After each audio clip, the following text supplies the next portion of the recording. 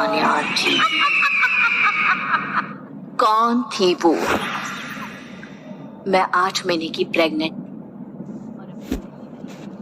गई थी। माँ ने मुझे फोन पर बताया, घर के पीछे की तरफ जो खाली जमीन थी ना, वहां पर एक नया कमरा बनवा लिया है। इतने सालों के बाद जैसे ही अपने घर में कदम रखा, कुछ अलग सा लगा। माँ, ये घर के पीछे की तरफ नया कमरा बनवाने की क्या जरूरत थी? अरे बेटा, घर के पीछे दूर दूर तक खाली जमीन है। तेरे पापा को कई दिनों से लग रहा था कि यहाँ पर एक कमरा बनवा लेंगे तो ताजा हवा मिल जाया करेगी। अब तो ये सब छोड़ और चल जल्दी से दूध पी ले। माँ, मैं थोड़ी देर में पी लूंगी, आप सो जाओ। मैंने दूध का गिलास उठाकर उस खिड़की में रख दिया। पता नहीं कब आंख लगी। अचानक से खिड़की के पल्लों के खड़कने की तेज आवाज आई। दूध का गिलास धड़ाम से जमीन पर आ गिरा। जमीन पर गिरते ही दूध का रंग लाल हो चुका था। मैंने खिड़की से झांक कर बाहर देखा। चारों तरफ धुप अंधेरा था। उस अंधेरे की तरफ से कुछ आवाजें आ रही थी, जैसे छोटे बच्चे आपस में खिलखिलाकर मस्ती कर रहे हो।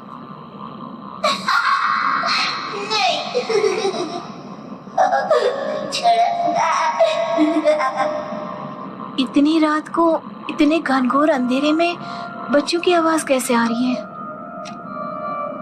घड़ी में वक्त देखा तो ठीक 12 बजे थे। देखकर मैं सन्न रह गई। बुरी आत्माओं और भूतों की कई कहानियां मैं सुन चुकी थी। वक्त भी कुछ ऐसा ही था।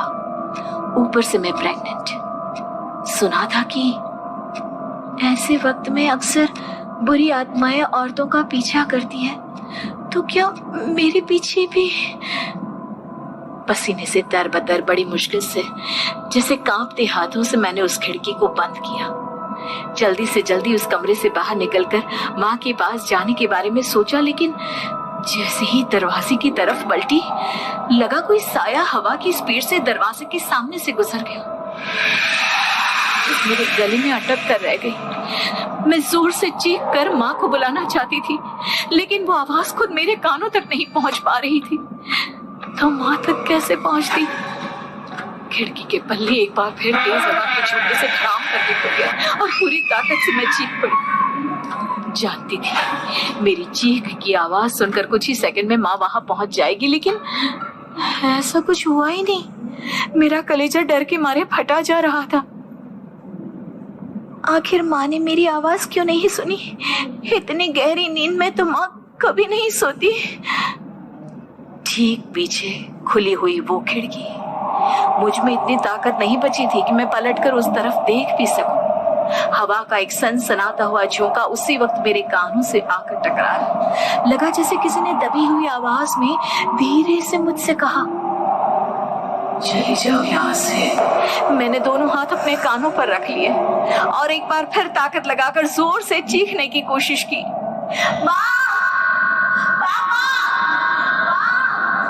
मेरी आवाज उस कमरे की दीवारों से टकराकर वापस मुझे ही सुनाई दे रही थी। जितनी ताकत के साथ मैंने चीखने की कोशिश की थी, कुछ ही देर बाद उससे कहीं ज्यादा तेज और दर्दनाक चीख मुझे सुनाई देने लगी। कि आवाज ठीक मेरे पीछे खिड़की से आ रही थी। वो आवाज मेरे कानों में पिघलते हुए लोहे की तरह गिर रही थी। उन आवाजों में हैवानियत थी। वो आवाज़ें किसी इंसान की नहीं है, इतना मैं समझ चुकी थी। कांप रहे हाथों से मैंने अंधेरे में कुछ ढूंढने की कोशिश की। तभी अचानक मेरा हाथ बेड पर रखी टॉर्च पर पड़ा। किसी तरह ताकत लगाकर टॉर्च का बटन ऑन किया, लेकिन ये क्या? सामने दरवाजे पर 3 छोटी लड़कियां खड़ी हुई थी। उनके हाथ में स्टील के चमचमाते हुए चाकू थे। मैं घबराकर लड़खड़ाई और पीछे की तरफ हटी, लेकिन तब तक वो मेरे पास आ चुकी थी। उनकी गर्दन टेढ़ी थी और उनके हाथों के वो चाकू मेरे पेट को निशाना बनाने को तैयार। मैं जोर से चीखी, नहीं, छोड़ दो मेरे बच्चे को, मत मारो, मत मारो, छोड़ दो मेरे बच्चे को। सोनाली, क्या हुआ बेटा? तू इतनी डरी हुई क्यों है? उठ बेटा, क्या हुआ? हड़बड़ाकर मैंने अपनी आंखें खोली। देखा तो दिन निकल आया था। माँ मुझे जगा रही थी। मेरा चेहरा पूरा पसीने से लथपथ था। क्या हुआ बेटा, तुमने कोई बुरा सपना देखा क्या? मैं अभी तक अपने पूरे होश में नहीं थी। वो मेरे बच्चे को मार देगी माँ। वो लड़की मेरे बच्चे को। मैंने घबराकर अपने पेट को छुआ। सब कुछ ठीक था। और वो दूध जो रात को यहाँ पर गिर गया था, उसका रंग लाल हो गया था। माँ ने हंसते हुए दूध का गिलास मुझे दिखाया। तुमने दूध पिया ही नहीं, पूरा का पूरा ऐसे ही रखा हुआ है। तुमसे कहा था ना सोनाली, सेहत के लिए लापरवाही ठीक नहीं बेटा। लेकिन मैंने तो सब कुछ अपनी खुली आंखों से देखा था। ये सपना कैसे हो सकता है?